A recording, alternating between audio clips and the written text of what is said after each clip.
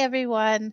This is Mary. Welcome back to Three Fates Decide. I'm with one of my co-hosts, Sam. Say hi, Sam.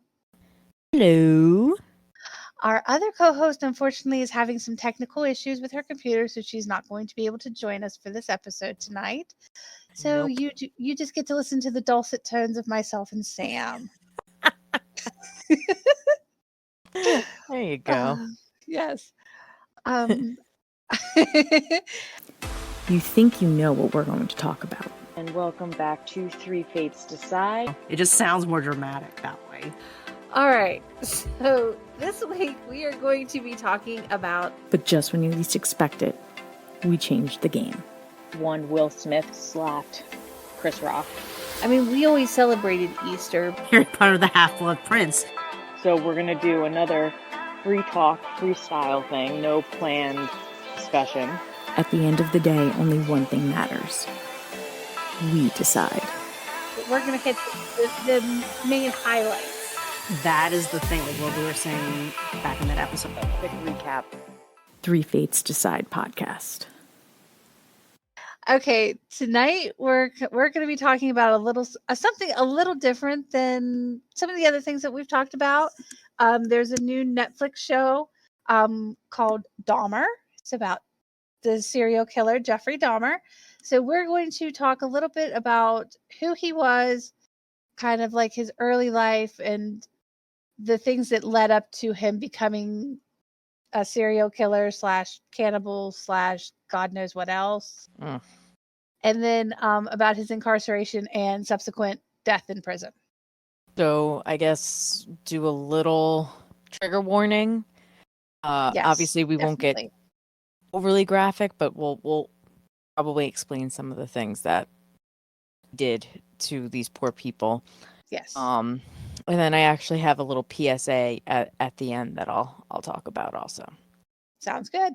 Because I've just noticed a trend online with stuff like this. So yes. Oh, and I understand exactly where you're going with it too. Yes. yes. So yes. So Jeffrey Lionel Dahmer is his full name. He was born on May 21st, 1960 in Milwaukee, Wisconsin. He is also known as the Milwaukee Cannibal or the Milwaukee Monster. And he was a serial killer and a sex offender who committed the murder and dismemberment of 17 men and boys between the years of 1978 and 1991. And a lot of his later murders involved necrophilia, cannibalism, and the permanent preservation of body parts, mostly like bones, like the skeleton. At his trial, even though he was technically diagnosed with borderline personality disorder, personality disorder. Yeah, I couldn't even. Disorder and psychotic disorder. You're welcome. Yeah, he was found to be legally sane, so he couldn't plead insanity on this. They were going for him. And as a result, he was convicted of 15 of the 16 murders in Wisconsin and was given a sentence of 15 terms of life imprisonment. Then they added a 16th for the additional homicide that he committed in Ohio in 1978. Yes. So his entire sentence was 900 and let me see. I have the number here. Yeah. 957 years. Oh, 57. Okay. He was sentenced to 15 life terms for a total of 957 years in prison. Crazy. That has 17 victims, so like that's like the thing that stinks is like, yeah. I mean, they got the one from Ohio, but there's one that he, has never admitted to, but we know he's killed. Yeah. So just slight background. I'm going to try and go through this slightly quickly, but it is kind of important, I think, to lay the groundwork as to how he became who he became. Yes. So as I mentioned, he was born in Milwaukee. He was the first of two sons. His mother's name was Joyce, father Lionel, and there's some mixed sources. Some say he was like deprived of attention when he was a baby. Some others say that he was like given so much attention, whatever. But definitely as he got older, he didn't get a lot of attention from his parents. Like in first grade, his father, Lionel, was going to college for his studies, and that kept him away from home for a lot of time. So Jeffrey was at home with his mom, who was a hypochondriac and had depression and demanded a lot of attention and spent a lot of time in bed and even attempted suicide at one point. And it was just kind of like a crazy time. He has said that when he looks back, or when he looked back at his life in an early age, he felt unsure about the solidity of the family, and he can recall a lot of tension and arguments between his parents. There's, again, a lot of conversation about what type of child he was. There's some that say he was energetic and happy, and then became notably subdued after he had a double hernia surgery before his 4th birthday, which, Jesus. Ow. Like, how Poor did you kid. get how did you get double hernias? Like, that's crazy. All I can think is he had an umbilical and a inguinal. That's what I'm thinking. Yeah. That's just ow. Yeah. I mean, regardless of who he was as a human being, because he was a scum of the earth, but ow. Yeah. And right Yeah. before he was 4, before he ever became that scum of the earth, oh, poor kid. I know. Yeah, exactly. That just breaks my heart at that age. Yeah. Yeah. But No, anyway. that's crazy. Yeah. In elementary school, he was regarded as quiet and timid, and one teacher said that she detected kind of early signs of abandonment because his father was always at school and his mother was ill and all that stuff, and apparently the symptoms just increased when his brother was born, but apparently he did have a small group of friends. In October of 1966, the family moved to Ohio, and his mother gave birth to his brother, who he got to choose the name. He chose David. And then that same year, his father got his degree and started work as a chemist. So he was very into science. His father was a scientist, a chemist. So that's a big thing. Remember that. Yes. From an early age, Dahmer manifested an interest in dead animals, which is a red flag. And he discovered this. First of 3 signs. Yes. His fascination started when he was around, I guess, 4. He saw his father removing animal bones from beneath their house. And his father said he noticed that Dahmer was oddly thrilled by the sound the bones made when they would hit each other, and he became very preoccupied with animal bones. He started collecting them, and he would call them fiddlesticks, and he would search everywhere for additional bones and he would explore the bodies of live animals to find out where each bone's located in the body and stuff like that, which is just creepy. They a couple years later, they moved again, still in Ohio, but to a different town. This was actually the 3rd time in 2 years that they moved. But this home stood on 1.5 acres of woodland, and with a small hut being only a short walk from the house. And that's where Dahmer started collecting large insects like dragonflies and moths, and the skeletons of small animals like chipmunks and squirrels. And he would have the remains preserved in jars of formaldehyde, and he would stow it in the hut. But about 2 years later, they were eating, and I guess they were having the dad said they were having chicken, and Dahmer actually asked his dad what would happen if he put the chicken bones in bleach. And his father thought, oh, he's into chemistry and, yay. And He's actually, scientific.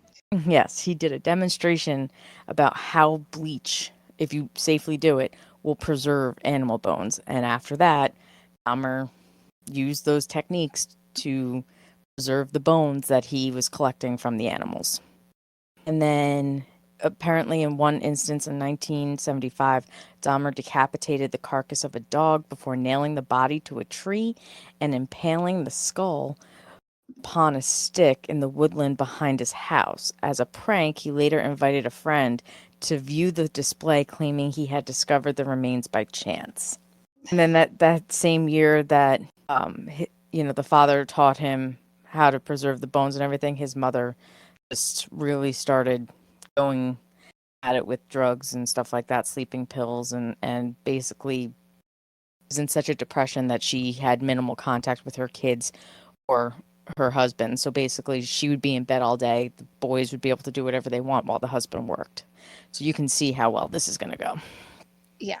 I mean, already you can kind of see at least one of the three Yeah. hallmarks. Yeah. So going into high school, he was an outcast. At age 14, he already started drinking beer and alcohol during the day, and he would conceal his liquor while in school. He eventually discovered that he was gay, but he did not tell his parents. And he did have a brief relationship with a teenage boy, but they never had intercourse or anything. But Dahmer did later admit that he began fantasizing about dominating and controlling a completely submissive male partner in his early mid-teens. And his fantasies gradually evolved into focusing upon the chest and torsos of the focus of his fantasies. These fantasies gradually became intertwined with dissection. When he was 16, Dahmer then started to have a fantasy of rendering an unconscious particular male jogger that he found really attractive and making sexual use of his body. On one occasion, Dahmer concealed himself in the bushes with a baseball bat to lie in wait for the man. However, he did not pass by on that particular day. And Dahmer later admitted that this was his first attempt to attack and render the individual submissive to him. Eventually, Dahmer became kind of like the class clown in school, often staging pranks, and I guess pranks were known as doing a Dahmer. And this included bleeding and simulating epileptic seizures and or cerebral palsy at school and local stores. That's not even funny. Neither one of those is funny. Like I don't get I don't understand that. But he would perform these antics for money or so that he could buy more alcohol. By 1977, his grades had started to decline. His parents hired a private tutor, and that didn't really help. And then that year, to try and save their marriage, his parents started to attend counseling sessions That because didn't help. they started to fight a lot. And then his dad found out his mom had cheated on him and had a brief affair. And they both decided to divorce, telling their sons that they were going to do it amicably. Lionel moved out of the house in 1978. Same year that Dahmer graduated from high school. And then they found his mom and his brother moved out of the house right after he graduated high school. And so he remained in the family home. Therefore, he was alone in the home at 18, living alone. And 3 weeks after he graduated is when he committed his first murder. Yes. On June 18th, he picked up a hitchhiker by the name of Stephen Mark Hicks, who is almost 19 years old. He lured the man to his home on the pretext of drinking, of just having some fun and drinking. Hicks was going to a Chippewa Lake Park, Ohio for a rock concert, and he agreed to accompany Dahmer to his house upon the promise of a few beers with Dahmer, as he had the house to himself. According to Dahmer, the sight of the bare-chested Hicks standing at the roadside stirred his sexual feelings. Unfortunately for Dahmer, Hicks was straight, so he knew that anything that he did was never going to work. They hung out for a couple of hours, drinking and talking, and then Hicks wanted to leave, and Dahmer was not happy about that. So therefore, Dahmer bludgeoned Hicks with a 10-pound dumbbell. He stated he struck Hicks twice from behind with the dumbbell as Hicks was sitting in front of him. When he passed out, Dahmer strangled him to death with the bar of the dumbbell, then stripped the clothes from Hicks's body, exploring his chest with his hands, and then masturbating as he stood above the corpse. The following day, Dahmer dissected Hicks's body in his basement. He later buried the remains in a shallow grave in his backyard. Then several weeks later, he dug up those remains, pared the flesh from the bones. He dissolved the flesh in acid before flushing the solution down the toilet. He crushed the bones with a sledgehammer and scattered them in the woodland behind the family home. Jesus. Yes, this was his very first murder, and he literally, the only reason he did it is because he did not want Hicks to leave. There was no other motivation. After that, about a month and a half after that, his father and his father's fiance returned to the home where they found Jeffrey was living there. So Dahmer enrolled in Ohio State University, hoping to major in business. However, it did not work because of his persistent alcohol abuse and alcoholism. He failed everything, And then dropped out. then dropped out. Then his father basically told him he's got to enlist in the army, which he did. And he was in the army, and he was a was it medic, I think? Yes. He was in he served as a combat medic in Germany from 1979 to 1981. But he was still drinking, and he never kicked the habit of drinking. So I'm assuming he was dishonorably discharged. Nope, it was honorable. It was an honorable discharge. Oh my. Mm-hmm. So his superiors did not believe that any of the problems Dahmer had in the army would be applicable to civilian life. Yeah, So right. just because Okay. he was, yeah, man, were they wrong. Yeah, just a little bit. After the army, he went down to Miami Beach and spent a couple of months down there before subsequently moving back up to Ohio to live with his father and stepmom. They tried to get him off of alcohol. It did not work. So they sent him to live in Wisconsin, in West Allis, Wisconsin, because to live with his grandmother, because she was the only family member who Dahmer displayed any type of affection for. They had hoped that her influence plus the change of location might persuade Dahmer to quit drinking, find a job, and live responsibly. Unfortunately, that didn't really work well. He's had a lot of jobs. Yes, a lot of jobs. He did get a job working in early 1982 of working as a phlebotomist at the Milwaukee Blood Plasma Center, and he held this job for a total of 10 months before being laid off. And then he remained unemployed for over 2 years. And shortly before losing that job, he was arrested for indecent exposure at the Wisconsin State Fair. Apparently, what was it? Let's see, on the south side of the Coliseum. Coliseum, in which 25 people were present, including women and children. Jesus.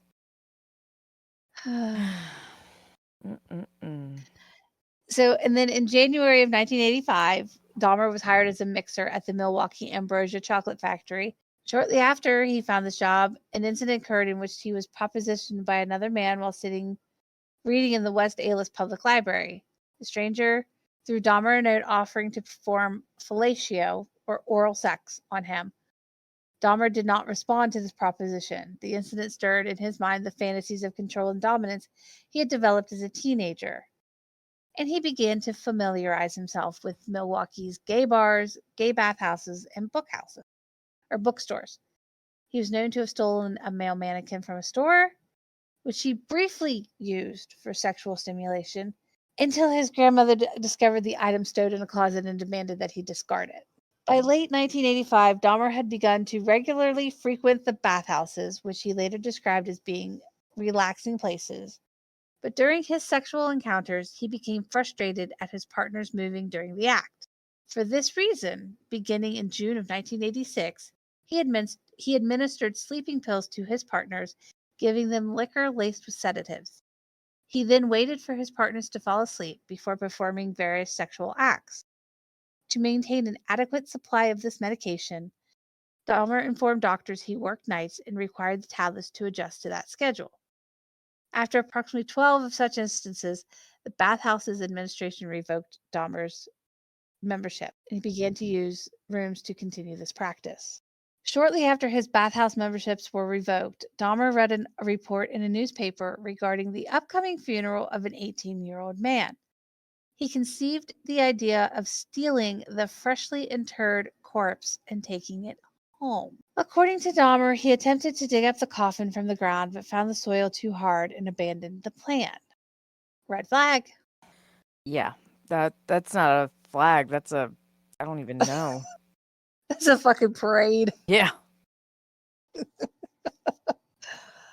On September 8th, 1986, Dahmer was arrested upon a charge of lewd and lascivious behavior for masturbating in the presence of two 12-year-old boys as he stood close to the Kinnickinnic River.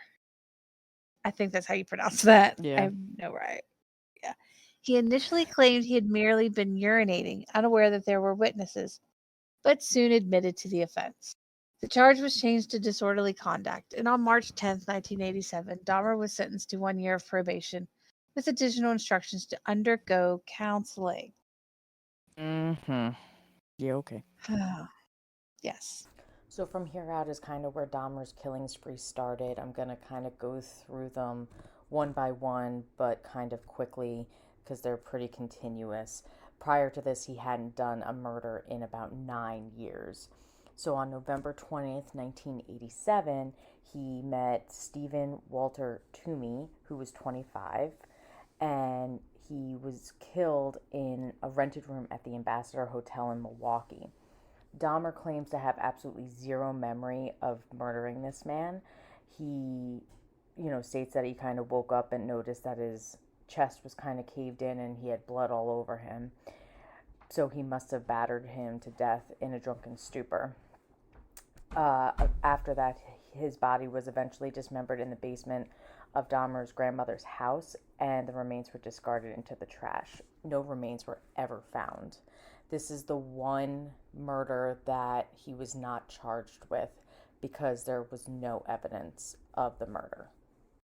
For 2 weeks following the murder, Dahmer retained the victim's head wrapped in a blanket, and Yes. then he boiled the head in a mixture of Soilex and bleach in an effort to retain the skull, which he then used as stimulus for masturbation.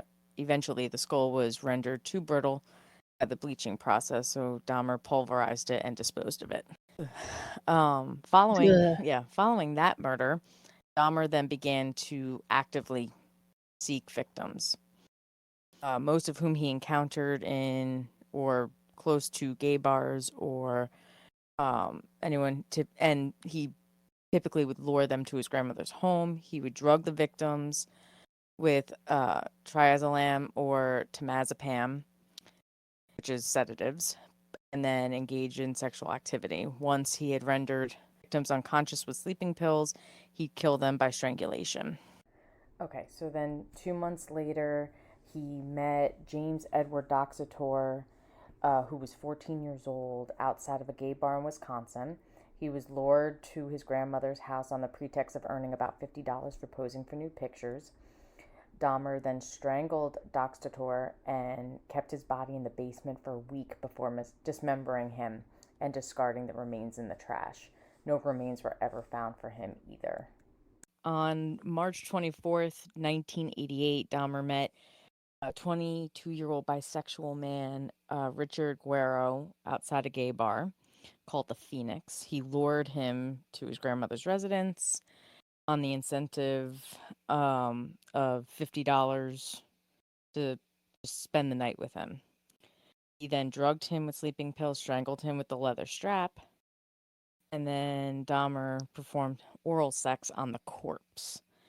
Dahmer dismembered the body within 24 hours of murdering him, again disposing of the remains in the trash and retaining the skull before pulverizing it several months later. On April 23rd, Dahmer lured another young man to his house. However, after giving the victim a drugged coffee, both he and the intended victim heard Dahmer's grandmother call, "Is that you, Jeff?" Although Dahmer replied in a manner that led his grandmother to believe he was alone, she observed that Dahmer was not alone. Because of this, Dahmer opted not to kill this particular victim, instead waiting until he had become unconscious before taking him to the county general hospital. Ooh, Grandma saved you.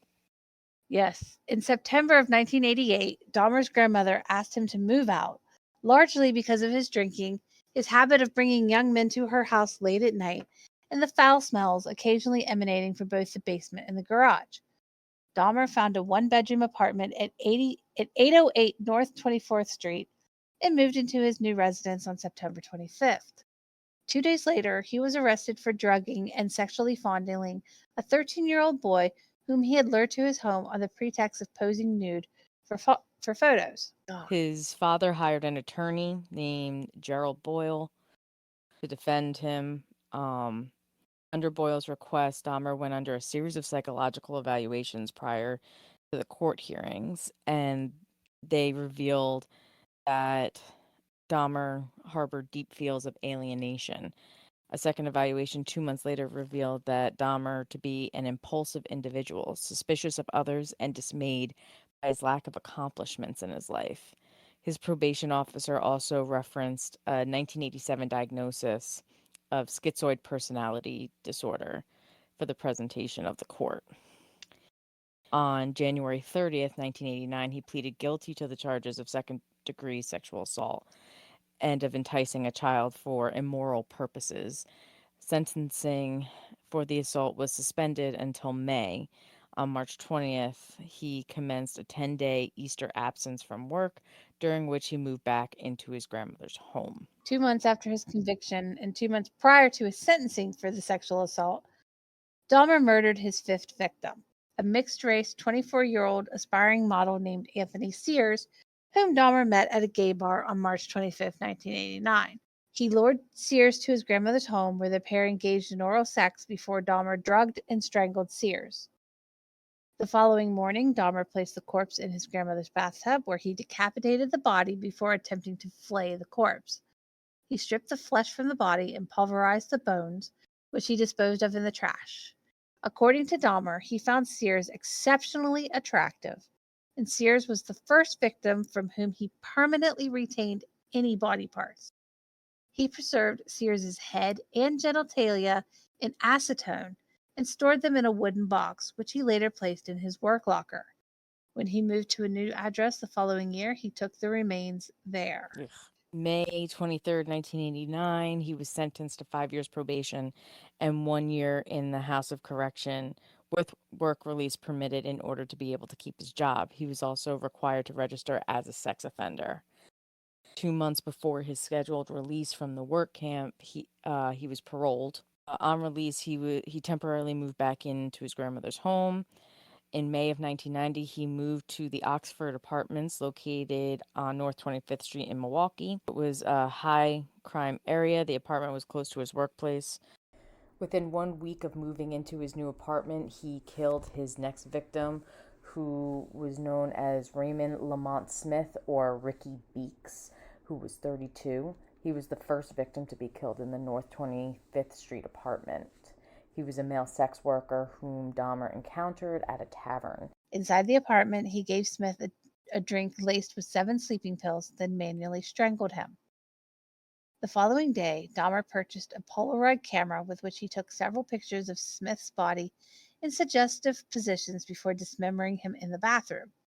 He boiled the legs, arms, and pelvis in a steel kettle with Soilex, which allowed him to rinse the bones in his sink.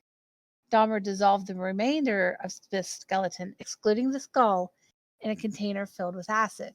He later spray painted Smith's skull, which he placed alongside the skull of Sears, on a black towel inside a metal filing cabinet. About 1 week later, around the end of May, he lured another young man to his apartment. But fortunately for the guy, Dahmer accidentally consumed the drink that had the sedatives that was supposed to go to his guest. And when he awoke, he discovered that the victim had stolen several items from him, including clothing, $300, a watch. He never reported the incident to the police. On May 29th, he divulged to his probation officer that he had been robbed. But he didn't want to go to the police because obviously he had some crazy stuff in there. In June 1990, Dahmer lured a 27-year-old acquaintance named Edward Smith to his apartment. He drugged and strangled Smith. On this occasion, rather than immediately acidifying the skeleton or repeating previous processes of bleaching, which had rendered the previous victim's skulls brittle, Dahmer placed Smith's skeleton in his freezer for several months, in the hope that it would not retain moisture. Freezing the skeleton did not remove moisture, and the skeleton of this victim was acidified several months later. Dahmer accidentally destroyed the skull when he placed it in the oven to dry. Less than 3 months after the murder of Smith, he encountered 22-year-old Chicago native Ernest Miller outside of a bookstore.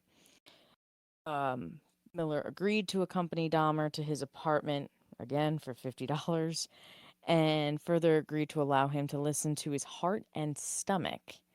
When Dahmer attempted to perform oral sex upon Miller, he was informed that'll cost you extra, whereupon Dahmer gave his intended victim a drink laced with 2 sleeping pills. On this occasion, Dahmer had only 2 sleeping pills to give his victim. Therefore, he killed Miller by slashing his carotid artery with the same knife he used to dissect the victims' bodies. Miller bled to death within minutes. Dahmer then posed the nude body for various suggestive Polaroid photographs before placing it in the bathtub for dismemberment. He repeatedly kissed and talked to the severed head while he dismembered the remainder of the body. He wrapped the heart, biceps, and portions of flesh from the legs in plastic bags and placed them in the fridge for later consumption. But this sounds like this was the That's first guy that he actually considered eating. yeah, I think he might have been.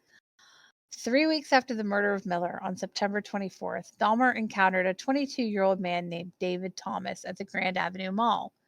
He persuaded him to return to his apartment for a few drinks with additional money on offer if he would pose for photographs. In his statement to police after his arrest, Dahmer stated that after giving Thomas a drink laden with sedatives, he did not feel attracted to him, but was afraid to allow him to awake in case he would be angry over having been drugged. Therefore, he strangled him and dismembered the body, intentionally retaining no body parts whatsoever.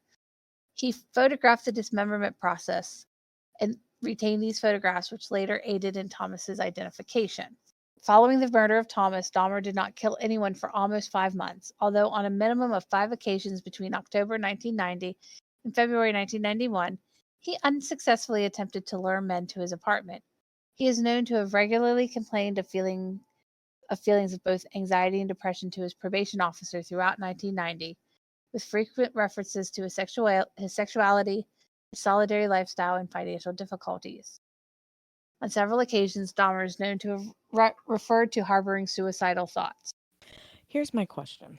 He's on Yes, probation. He has a probation officer. Don't they do yes. apartment checks? You would think, but I don't know why they were not doing apartment checks back then. Like, I don't know. I God. know. February 1991, he observed a 17-year-old named Curtis Strouder standing at a bus stop near Marquis University. And according to Dahmer, he lured Strouder into his apartment with an offer of money for posing for nude photos, with the added incentive of sexual intercourse. He then drugged Strouder, cuffed his hands behind his back, and then strangled him to death with a leather strap. He then dismembered him, retaining the youth's skull, hands, and genitals. Less than 2 months Jesus. later, April 7th, he encountered a 19-year-old named Errol Lindsay walking to get a key out. He was heterosexual, he wasn't gay. And he lured Lindsay to his apartment where he drugged him, drilled a hole in his skull, and poured hydrochloric acid into it. According to Dahmer, Lindsay awoke after this experiment, which Dahmer had conceived in the hope of inducing permanent, unresistant, submissive state, saying, "I have a headache, what time is it?" In response to this, Dahmer again drugged Lindsay and then strangled him. He decapitated Lindsay and retained his skull. He then flayed Lindsay's body, placing the skin in a solution of cold water and salt for several weeks in the hope of permanently retaining it. Yeah, Here's my whole thing. So this guy was straight. How did he lure him to the apartment? They don't say. it doesn't say, but he did. I don't know how. I'm wondering if it wasn't drugs, Maybe. Yeah, I'm sure drugs and he found alcohol. something. Yeah, but it's just so Yeah, sad. These poor guys. I know. For his next victim, Dahmer lured Tony Anthony Hughes, who was 31, to his apartment upon the promise of posing nude for photographs. Hughes was actually deaf, and him and Dahmer communicated using handwritten notes. He was strangled, and his body was left on Dahmer's bedroom floor for 3 days before being dismembered, with Dahmer photographing the dismemberment process. His skull was retained and identified from his dental records, which is so sad. By 1991, fellow residents of the Oxford apartments had repeatedly complained to the building's manager, Sopa Princewell, of the foul smells emanating from apartment 213, in addition to the sounds of falling objects and occasional sound of a chainsaw. Princewell contacted Dahmer in response to these complaints on several occasions, although he initially excused the odors emanating from his apartment as being caused by his freezer breaking, causing the contents to become spoiled. On later occasions, he informed Princewell that the reason for the resurgence of the odor was that several of his tropical fish had recently died, and that he would take care of the matter. This next victim is definitely one that I consider probably the saddest, and that is Conorak Synthosomphone. And I apologize if I totally just butchered that name, but he was only 14 years old. He was the younger brother of the boy that Dahmer had sexually assaulted back in 1988. Conorak was lured there under the pretense of, again, posing for photos, for money. He was drugged and had hydrochloric acid injected into his brain. Dahmer eventually left him unattended in the apartment to go get some beer. And when he came back, he found that Conorak was naked and very disoriented out on the street. And there was 3 women who spoke his foreign language, attempting to assist him. They also called the police, and Dahmer had tried to bring him back inside, but the women wouldn't let him until the police came. When they arrived, Dahmer persuaded them that he and Conorak were lovers, and that Conorak was actually 19 years old, and that he was just really drunk. The police went up to the apartment with Dahmer and, looked around. Even though Tony's body was there, they didn't see it, even though it was laying on the floor. They said they didn't smell anything weird, and they just chucked it up to, this young guy who is apparently 19 and not 14 was drunk and left him. Dahmer then injected him again with hydrochloric acid into his brain, and that actually killed him. He did keep his head in the freezer and then dismembered the rest of his body. And the reason why I consider this so sad is this kid almost got away. And because the cops didn't look into it further, even though the women on the street were adamant that there was something wrong, they allowed him to go back in with this serial killer, and it eventually cost him his life. Yes. On June 30th, Dahmer traveled to Chicago, where he encountered a 20-year-old named Matt Turner at a bus station. Turner accepted Dahmer's offer to travel to Milwaukee for a professional photo shoot. At the apartment, Dahmer drugged, strangled, and dismembered Turner and placed his head and internal organs in separate plastic bags in the freezer. Turner was not reported missing. 5 days later, on July 5th, Dahmer lured 23-year-old Jeremiah Weinberger from a Chicago bar to his apartment on the promise of spending the weekend with him. He drugged Weinberger and twice injected boiling water through his skull, sending him into a coma from which he died 2 days later. Jesus. I know. It's getting worse. Well, he's almost done now. I know, but it's I just like know. It's just these. I just can't help but feel for these poor and guys. oh, I feel absolutely awful for all of them. I seriously, I mean, I know we're almost through this, but trigger warnings. This is very bad. Yeah. Very bad stuff. On July 15th, he encountered 24-year-old Oliver Lacey, and Lacey agreed to Dahmer's ruse of posing nude photographs and accompanied him to his apartment, where the pair engaged in tentative sexual activity before Dahmer drugged him. On this occasion, Dahmer intended to prolong the time he spent with Lacey while alive. After unsuccessfully attempting to render Lacey unconscious with chloroform, he phoned his workplace to request a day's absence. This was granted, although the next day he was suspended. He then strangled Lacey, and then Dahmer had sex with the corpse before dismembering him. He placed Lacey's head and heart in the refrigerator and his skeleton in the freezer. 4 days later, on July 19th, he received word that he was fired. Upon receipt of this news, he lured 25-year-old Joseph Bradhoft to his apartment. Bradhoff was strangled and left lying on Dahmer's bed covered with a sheet for 2 days. On July 21st, he removed these sheets to find the head covered with maggots. He decapitated the body, cleaned the head, and placed it in the refrigerator. He later acidified Bradhoff's torso along with those of 2 other victims killed within the previous month.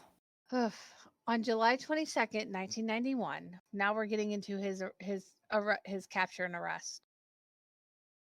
Dahmer approached 3 men with an offer of $100 to accompany him to his apartment to pose for nude photographs, drink beer, and simply keep him company. One of the trio, 32-year-old Tracy Edwards, agreed to accompany him to his apartment. Upon entering Dahmer's apartment, Edward noted a foul odor and several boxes of hydrochloric acid on the floor, which Dahmer claimed to use for cleaning bricks. After some minor conversation, Edward responded to Dahmer's request to turn his head and view his tropical fish, whereupon Dahmer placed a handcuff upon his wrist.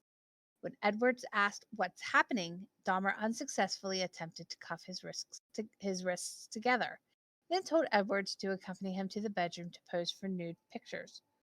While inside the bedroom, Edward noted nude male posters on the wall and that a videotape of The Exorcist 3 was playing.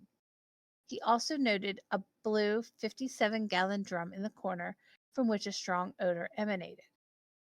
Dahmer then brandished a knife and informed Edwards he intended to take nude pictures of him.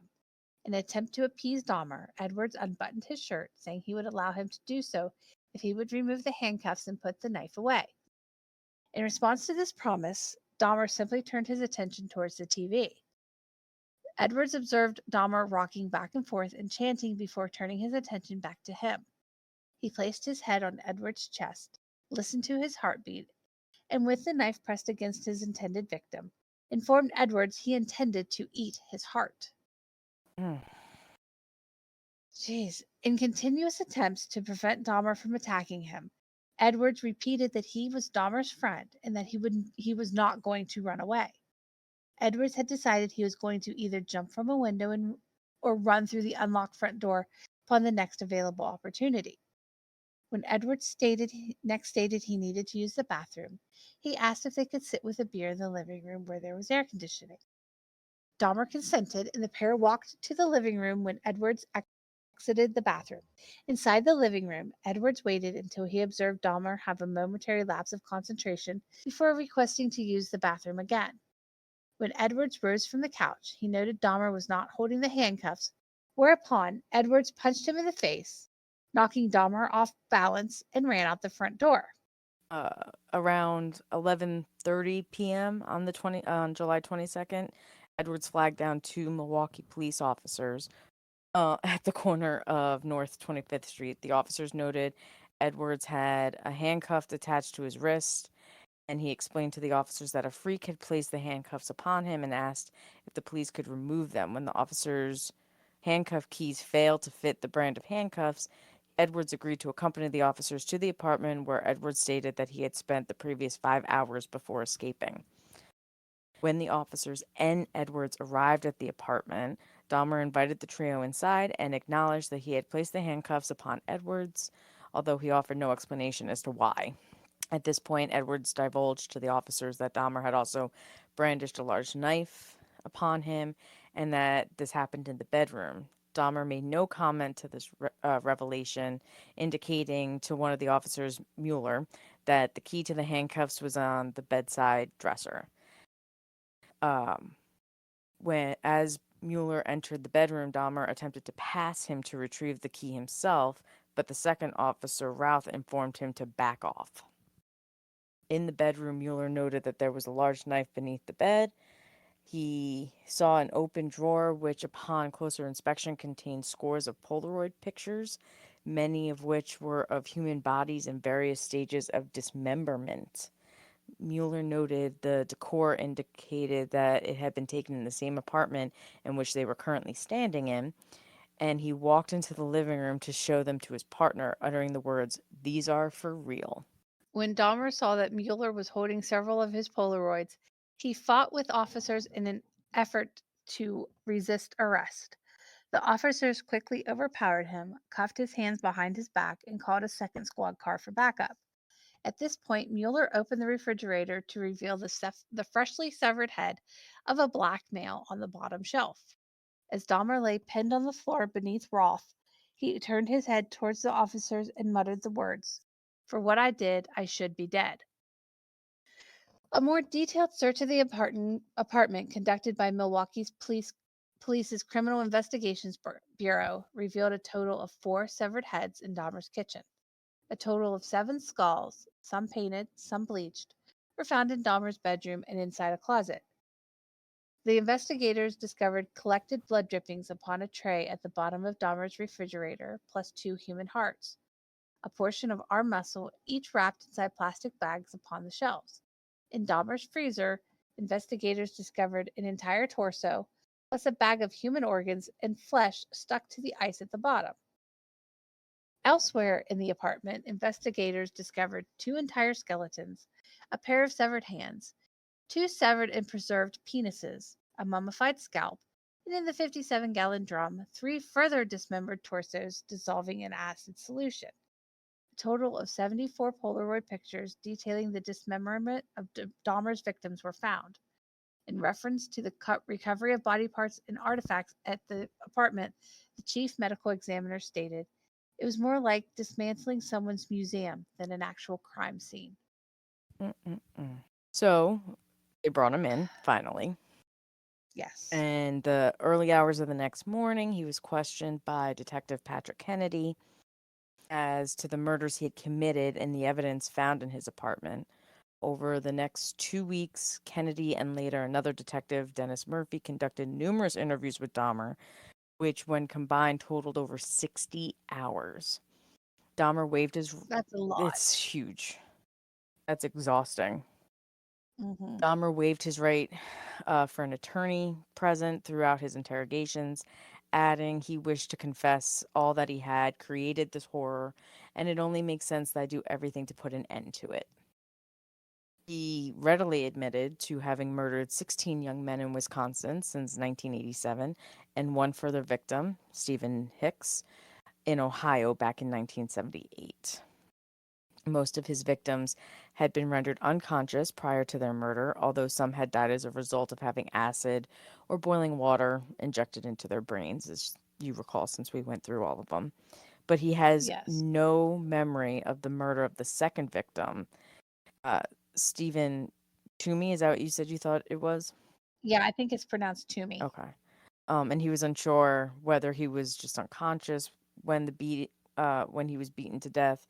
But he did concede that it was possible, based on what he saw, that in his drunken stupor he could have done it. But Well, he said it's possible that his viewing the exposed chest of Toomey while in a drunken stupor may have led him to unsuccessfully attempt to tear Toomey's heart from his chest. yeah, Jesus. disgusting. Almost all of the murders were committed after moving into the Oxford apartments and involved a ritual of posing the victims' bodies in several suggested positions, typically with the chest thrust outwards prior to dismemberment. He also admitted to engaging in necrophilia, which several of his victims' bodies, including performing sexual acts with the viscera, as he dismembered, dismembered Sorry. their bodies in his bathtub. Having noted that much of the blood pooled inside the victim's chest after death, Dahmer first removed their internal organs, then suspended the torso so that the blood drained into his bathtub before dicing any organs he did not wish to retain and paring the flesh from the body. The bones he wished to dispose of were pulverized or acidified with Soilex and bleach solutions used to aid in the preservation of the skeletons and skulls he wished to keep. Dahmer also confessed to having consumed the hearts, livers, biceps, and portions of thighs of several victims he had killed within the previous year, often tenderizing the flesh and organs prior to consuming them in meals, flavored with various condiments. Describing the increase in his rate of killing in the 2 months prior to his arrest, Dahmer stated he had been completely swept along with his compulsion to kill, adding, "It was an incessant and never-ending desire to be with someone at whatever cost. Someone good-looking, really nice-looking. It just filled my thoughts all day long." When asked as to why he had preserved a total of 7 skulls in the entire skeletons of 2 victims, Dahmer stated he had been in the process of constructing a private altar of victims' skulls, which he intended to display on the black table located in his living room, and upon which he had photographed the bodies of many of his victims. The display of skulls was to be adorned at each side with the complete skeletons of Miller and Lacey. The 4 severed heads found in his kitchen were all to have the flesh removed and used in this altar, as was the skull of at least one future victim. Incense sticks were to be placed at each end of the black table, above which Dahmer intended to place a large blue lamp with extending blue globe lights. The entire construction was to be placed before a window covered with a black opaque shower curtain, in front of which Dahmer intended to sit in a black leather chair. When asked in a November 18th, 1991 interview whom the altar was dedicated to, Dahmer replied, "Myself. It was a place where I could feel at home." He further described his intended altar as a place for meditation, from where he believed he could draw a sense of power, adding, "If this, his arrest, had happened 6 months later, that's what they would have found." Finally, July 25th, 1991, he was charged with 4 counts of first-degree murder. By August 22nd, he had been charged with another 11 murders committed in Wisconsin. On September 14th, investigators in Ohio, having uncovered hundreds of bone fragments in the woodland area behind the address where he had lived and confessed to killing his first victim, they were able to they formally identified 2 molars and vertebra with an x-ray records of Hicks. 3 days later, he was charged by the authorities in Ohio for Hicks's murder. He was not charged with attempted murder for Edwards or Toomey. He was not charged with Toomey's murder because the Milwaukee County District Attorney only brought charges where murders could be proven beyond a reasonable doubt, and Dahmer had no memory of actually committing this particular murder for which no physical evidence of the crime existed. At the scheduled preliminary hearing on January 13th, 1992, he pleaded guilty but insane to 15 counts of murder. And as I mentioned before, they said no. And that's just, he killed him. Like, it doesn't matter. Like, there's no, like, he dismembered that poor guy. Like, it's just. Well, the only one he didn't dismember was Toomey. Yeah, He that's didn't true. dismember That's right. He Toomey. didn't. Yeah. He did not dismember Toomey. I mean, he killed Toomey, but he did not dismember Toomey. So unfortunately, while he can, he didn't really confess to the murder Yeah, of he Toomey. said he didn't remember it. He didn't remember it. But it had to have been him. It could have been nobody else but him. Yeah. So I don't understand why they never charged him with his murder, because just because he quote unquote claims to not have remembered it doesn't mean he didn't do it. Right. Right. So unfortunately, the family of Toomey does not have the closure Right. that the other victims' families had. Okay, we're not going to go all the way into all the trial No. stuff. It started But- January 30th, 1992. And that was Yeah. just for Milwaukee, the 15 counts. The 15 counts. Uh, And he tried to claim he was insane.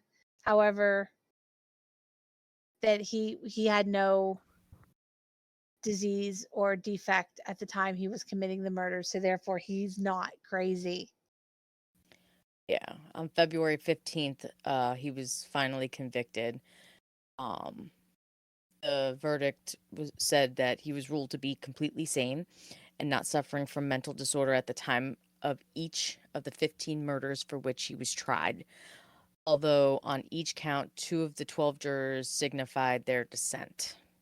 So I guess it wasn't not everyone agreed with that. Right, but it still wasn't a hung jury. Right. The sentencing was postponed until February 17th. And on that day, Dahmer's attorney announced that his client wished to address the court. And he approached the lectern and read from a statement prepared by himself and his defense as he faced the judge. Oh boy. In the statement, he emphasized that he had never desired freedom from his arrest, that he frankly wished for his own death. He stressed that none of his murders had been motivated by hatred, that he understood that nothing he said or did could undo the terrible harm he had caused the families of these victims in the city of Milwaukee, and that he and his doctors believed his criminal behavior had been motivated by mental disorders. He then added that his medical knowledge had given him some peace, and that although he understood that society would never forgive him, he hoped God would. And then he just closed with, I know my time in prison will be terrible, but I deserve whatever I get because of what I have done. Thank you, Your Honor, and I am prepared for your sentence, which I know will be the maximum. I ask for no consideration. And then he returned to his seat to await formal sentencing. And he was, as I mentioned earlier, given life imprisonment plus 10 years upon the first 2 counts, and then the remaining 13 counts carried a mandatory sentence of life imprisonment plus 70 years. The death penalty was not an option at this point. Unfortunately. And then 3 months after he was convicted in Milwaukee, he was extradited to Ohio to be tried for the murder of his first victim, Stephen Hicks. In a court hearing lasting just 45 minutes, Dahmer again pled guilty to the charges and was sentenced to a 16th term of life imprisonment on May 1st, 1992. Whereupon he was sentenced, he was transferred to the Columbia Correctional Institution. For the first year of his incarceration, Dahmer was placed in solitary confinement due to concerns for his physical safety should he come in contact with fellow inmates. With Dahmer's consent, after 1 year in solitary confinement, he was transferred to a less secure facility where he was assigned a 2-hour daily work detail cleaning the toilet block. Yeah, and he supposedly, I'm at this point, I'm just going to kind of paraphrase what's going on here. He supposedly became a born again Christian, and he was in May of 1994. He was baptized in a prison whirlpool by a Roy Ratcliffe, a minister of the Church of Christ and a graduate of the Oklahoma Christian University. Following the baptism, Radcliffe visited Dahmer on a weekly basis up until November 1994. Radcliffe and Dahmer regularly discussed the prospect of death, and Dahmer questioned whether he was sinning against God by continuing to live. Referring to his crimes in a 1994 interview with Stone Phillips on Dateline, Dahmer had stated, if a person doesn't think that there is a God to be accountable to, then what's the point of trying to modify your behavior to keep it within acceptable ranges? That's how I thought anyway. Now, on July 3rd, 1994, an inmate, Osvaldo Durruti, attempted to slash Dahmer's throat with a razor embedded in a toothbrush as Dahmer sat in the prison chapel after the weekly church service. Dahmer received superficial wounds and was not seriously hurt in this accident. According to Dahmer's family, he had long been ready to die and accepted any punishment which he might endure in prison. In addition to his father and stepmother's maintaining regular contact, Dahmer's mother, Joyce, also maintained regular contact with her son. Prior to his arrest, the two had not seen each other since Christmas 1983. Joyce related that in her weekly phone calls, whenever she expressed concerns for her son's physical well-being, Dahmer responded with comments to the effect of, "It doesn't matter, Mom. I don't care if something happens to me." Yep. And then And on the morning you of go ahead. November 28th, he left his cell to conduct his assigned work detail. He had two other inmates with him, Jesse Anderson, Christopher Scarver, and they were left unsupervised in the shower of the prison gym for about 20 minutes or so. Around 8:10 a.m., Dahmer was discovered on the floor of the bathrooms of the gym, suffering from extreme head wounds. He had been severely bludgeoned about the head and face with a 20-inch metal bar. His head had been repeatedly struck against the wall in the assault. And even though he was still alive at the time, he was pronounced dead about an hour later. Anderson had also been beaten with the same instrument, and he died 2 days later from his wounds. Scarver, Yeah.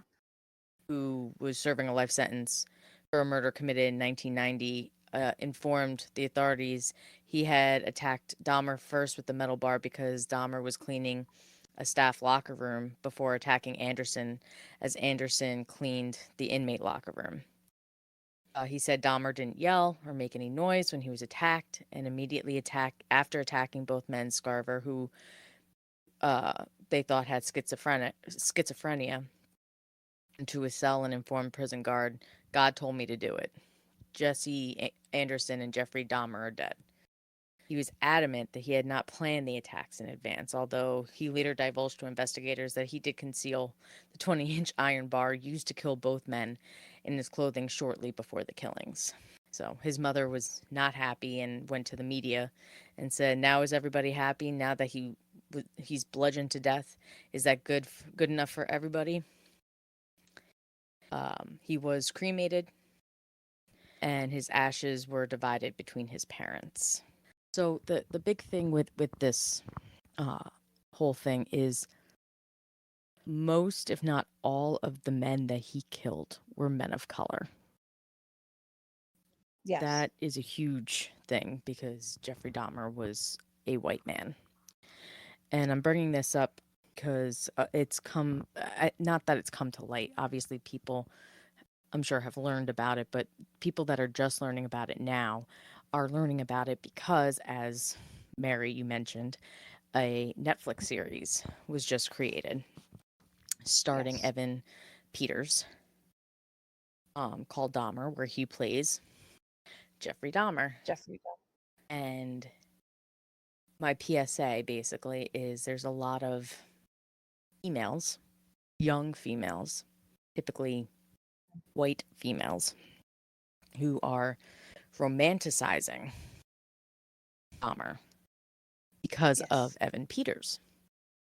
And this isn't the first time this has happened. No. Like Zac Efron played Ted Bundy. Ted Bundy was romanticized enough when he was on trial. But and then having Zac Efron play, who's a heartthrob in Hollywood, people romanticize about that. I mean, it's happened all over the place, and not to bring him up all the time, but even like Sebastian Stan played cannibal in Fresh. And the things I see online about people romanticizing the character, it's disgusting. Like, it is. What are you doing?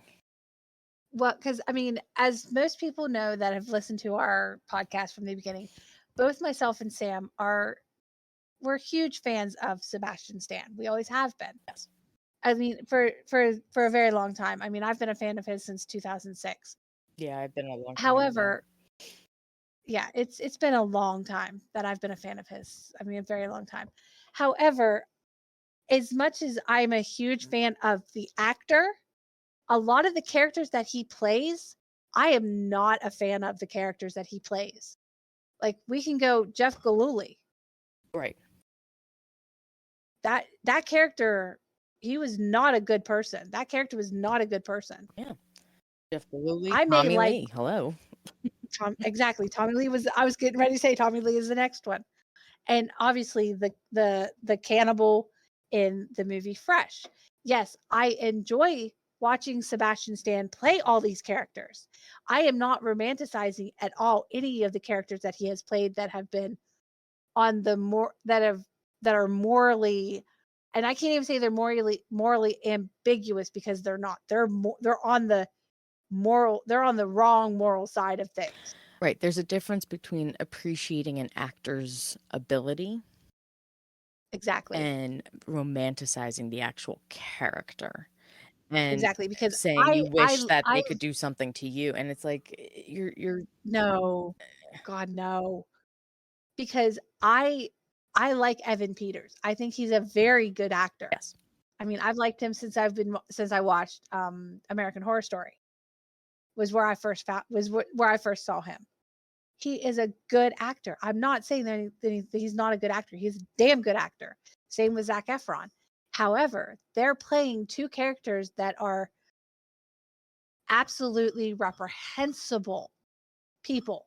And they're based on You real cannot tell me that people. Jeffrey Like, Yes, you cannot tell me that Jeffrey Dahmer, after listening to everything that we read about what Jeffrey Dahmer did, you cannot tell me that he was a good person. He was not a good person. He is a man that is, if whether you believe in it or not, I firmly believe that this is a man that is burning in the hottest, fiery depths of hell. I believe that with every fiber of my being. right. He is in the fieriest pits of hell, along with Ted Bundy, along with any other serial killer that we know of. They are not good people. You do not kill people if you're a good person. Right. Yeah. And, so the reason why I brought this up was because, as most of you know, I do go on TikTok and stuff like that. And, you know, Black TikTok has been posting a lot about how upset they are because of these, young white girls that are romanticizing about this murderer that killed men of color, boys of color, Yes, like that was who he preferred. exactly. And, then you hear, oh, it's just a movie. It's not just a movie. It's a replication No. of what happened in real life. Like, you need to show Yeah. respect. You need to show Right. respect, and you romanticizing on character and not just the actor, is ridiculous. And it's one of the reasons why, like, I hate that Hollywood has gone into, let's tell these stories all over again. And like, I haven't watched Dahmer, so I can't sit here and tell you. Like, I've heard a Same. lot of I've not things. watched it. I've heard, that it's horrible, and it doesn't. I didn't watch the Ted Bundy one I either, did watch so the Ted Bundy one. I did not watch the Ted Bundy one. But like, my hope is just that, like, they just don't romanticize it. And I just think Hollywood needs to just step away from, this stuff. And I get it. Yeah. It's been a while, obviously, since all that Mhm. happened. Even Ted Bundy, it's been a long time since he died, and all that. But it's just, and Yeah. unfortunately, the victims' families are still alive because it wasn't that long ago. And No, because I remember hearing about this. I don't mean obviously I don't remember all of it because I mean I wasn't that old, but I remember a lot of this because I was like 10 when he was what was I? I was 10 when he was found, you yeah, know? Like no, I was 9 when he was found. I was 10 when he was convicted. I was 10 years old. I remember a lot of this yeah, about Jeffrey Dahmer. I mean, yeah. and I have to say something. I said that Stephen Toomey was not dismembered. He was dismembered. Okay. His body was dismembered in the basement of Dahmer's grandmother's house, and the remains were discarded in the trash. However, no remains were ever found of the victim. Right. That is probably why he was not convicted of murdering Stephen Toomey. Just sucks. It just sucks. Yes, No. it So, I does. mean, I know the victims' families are crying foul on Netflix. That And I don't blame yeah, them. because it's re-traumatizing them, kind of Yes. hearing again their family members went through, because in that trial they went through everything. And so to hear that your loved one, what happened to them is horrible, and to now have to do it again, years later for entertainment is horrible. So just my PSA, just think about that. When you go to watch certain things, just remember that this was real life. This actually happened to people, and that their families are still dealing with it on a daily basis. And for you to romanticize about the character, the person that actually did it, is horrible.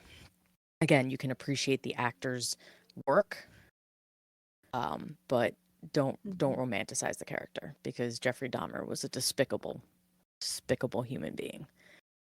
He was. So that is. He is not somebody that should ever be romanticized or seen in a flattering light, because there's nothing flattering about the man. Right. Nothing. Thanks for listening, everyone. Catch us next time.